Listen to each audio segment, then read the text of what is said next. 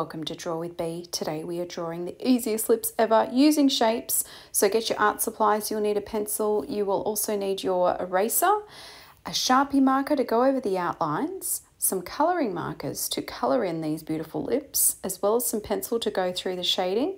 You will also need a white pencil or a white marker if you have one to add some special highlights. Pause the video if you need some more time. Have heaps of fun drawing these lips, and I hope to see you soon. Bye.